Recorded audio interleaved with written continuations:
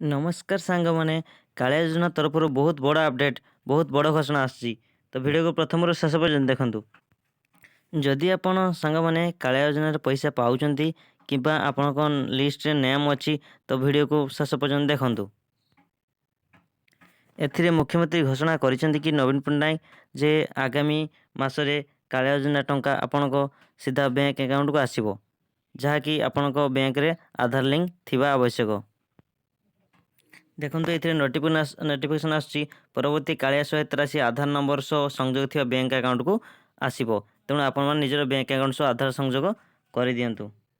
एवं जो मैंने भी कालिया योजना रे आवेदन करना कि ग्रीवेंस कौन से चेंज करने चाहूँगी तो आउ किछि दिन पर यही आईडी लॉगिन हो पुणी थे आपण मैंने ऑनलाइन माध्यम नुआ कालिया योजना आवेदन करेंगे एवं करेक्शन भी करेंगे।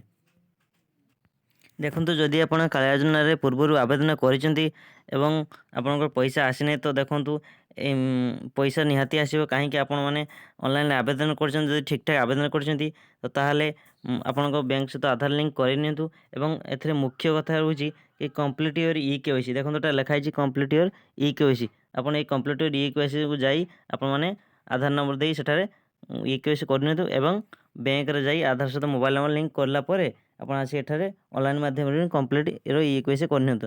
नहले आपण जदि ई-केवाईसी करना खाली बैंक रे आधार लिंक कर दउछन तो आपण मानकु पैसा मिलिबो नाही। तो जल्दी जल्दी आपण माने एहा को करे नियंतु।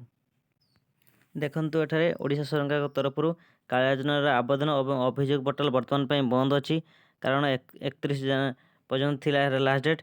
तो एबे ताहा बंद ହେଇଛି। तो आपण माने व्यस्त होवा दरकार नहीं। जो भी एप्लाय करि नाहंती आगो घर एप्लाय डेट बहुत जल्दी आସୁଛି। तो आपण माने रेडी हो रही थांतु। जदि वीडियो भल लगता वीडियो को लाइक कमेंट शेयर और सब्सक्राइब कर दियंतु।